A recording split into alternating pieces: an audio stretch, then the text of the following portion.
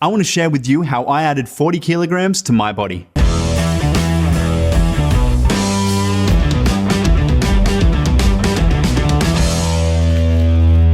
What's up guys, Matty B here and welcome to No Going Back, the channel with the tips, tricks and tools for mind and body transformation to help you be the best version of yourself. Now before I was the 90 kilo version you see before you today, I started at a meager 50 kilograms. I was the pale, weak, frail, pasty kid with a mouthful of braces and acne-covered skin. I studied hard, I love sci-fi and Batman. I still do love Batman, but that's beside the point. I was your stereotypical nerd that you would see in every movie and sitcom.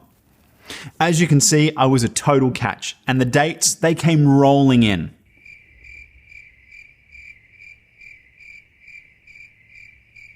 But what made matters worse was that I was an easy target for bullies.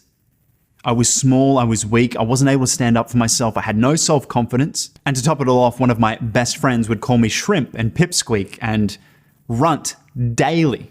I hated it. I was tired of feeling weak and powerless, of feeling that I didn't matter, that I wasn't important, that there was something less about me because I was small. I needed a change. I didn't want to be small anymore. I didn't want to feel weak anymore. I wanted to prove my bullies wrong. I was going to show them. Well, the punchline is, it worked. I got bigger, much bigger than when I started, nearly twice the body weight of when I originally started lifting weights. And whilst my journey to get here was long and riddled with trial and error, I feel there were some sound principles that really helped me, that may help you on your journey to change your body. I am not a bodybuilder, I'm not a fitness model, I'm not a trainer. I don't come from big genetics, there are no big men in my family. What I am is a guy that refused to accept that I had to be small and instead change my body into something that I can be proud of. And that how is what I want to share with you now. When I first started out at 16 years old in my parents' garage with their minimal equipment, I was just doing exercises that I had seen on TV. So lots of curls and presses and crunches, and I would just use the same weights day in, day out, day in, day out. With no real idea of what I was doing, I'd just go through the motions. 2 years went by and nothing changed. I would curse my shitty genetics and think maybe I'm going to go through a late growth spurt.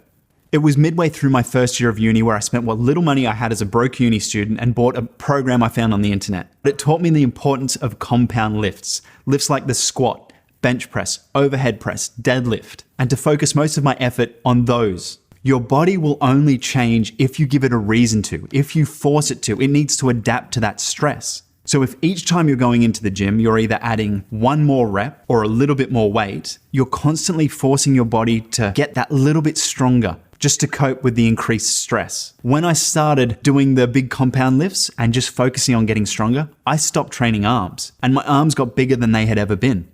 There's the saying that you can't fire a cannon from a canoe. The body loves proportion.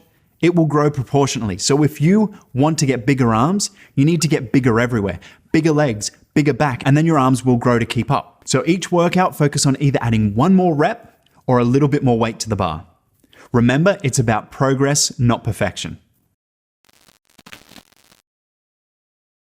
When I started lifting, I had no idea about nutrition. So years went by and you guessed it, no changes. The scale refused to budge. There was also a part of me that was terrified of getting fat. Ridiculous, right? A 50 kilogram male who looks like he can get blown over in a stiff breeze was worried about getting fat. It sounds ass backwards when I say it now, but at the time, that's what it was like. And this provided another problem because I wasn't giving my body enough fuel to recover from the workouts I was putting it through. I was becoming run down and lethargic and I was losing energy to just function daily. So there was no chance I was going to be putting on any muscle because my body was doing everything it could to run off little to no fuel. It wasn't until I started reading up on nutrition and understanding calories and macronutrients and the amount of protein needed and the optimal ways to eat for my body that I really started to see that scale shift in the right direction. Unfortunately, I got a little pedantic about the meal plan I bought online. I followed the meal plan religiously. This was my breakfast.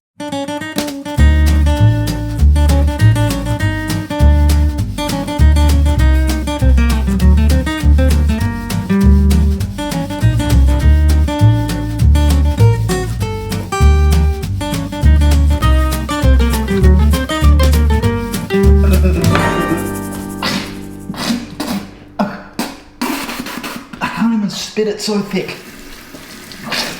No. Gone.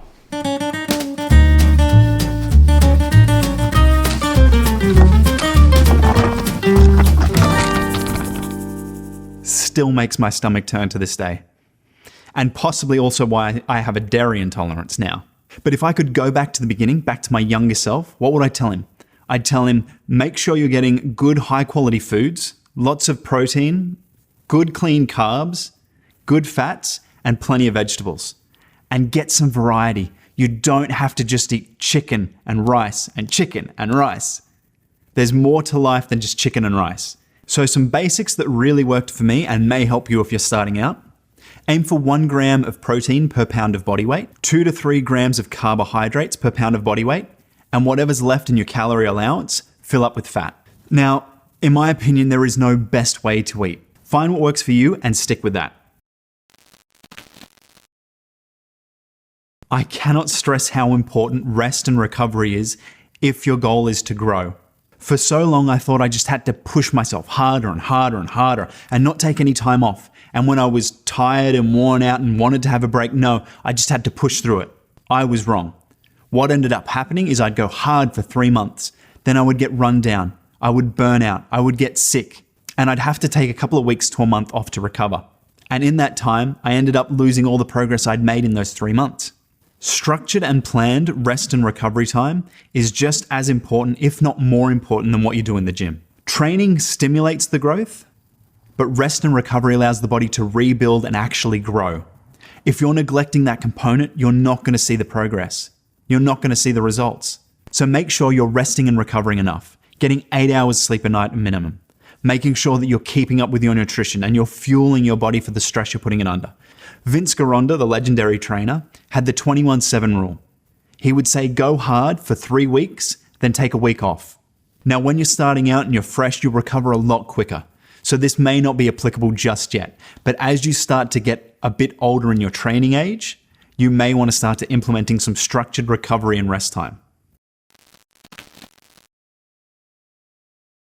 Success isn't always about greatness. It's about consistency. Consistent hard work leads to success. Greatness will come.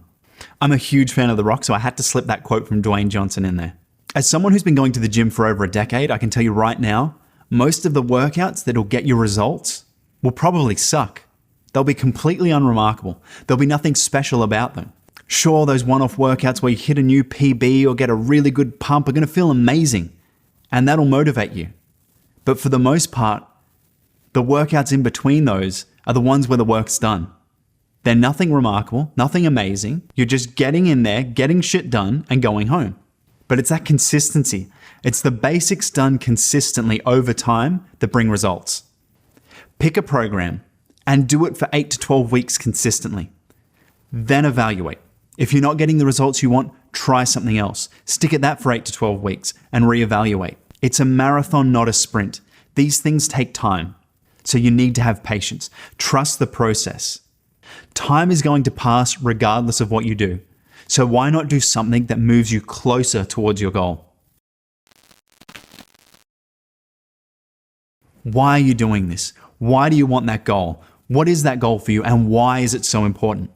There will come a point where you're hurting, you're tired, you don't want to go to the gym, you've had enough, you're bored, you're over it, nothing seems to be changing, and you just want to give up. Those times will happen. So you need to find a why that's strong enough to get you through those times.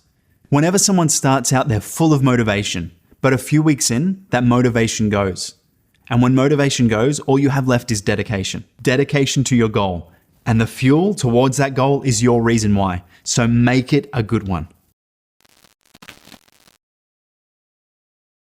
I remember waking up every morning, running to the scales, jumping on, and being so excited when that number had gone up, and being so crushed when it had gone down. I was one of those people that would check my weight daily. I was obsessed with seeing the scale go in the right direction. What I didn't realize at the time was the number on the scale wasn't the goal. It was a byproduct. The real goal was to look and feel good. Sure, use the scale as a tool to see if you're making progress, but don't get too caught up in the numbers.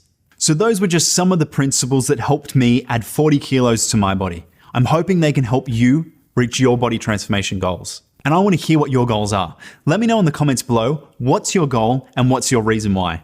If you liked this video and found it helpful, go ahead and hit the like button. And if you want to see more videos on the topic of transformation, go ahead and hit the subscribe button. Until next time, I'm Matty B, and be kind to one another.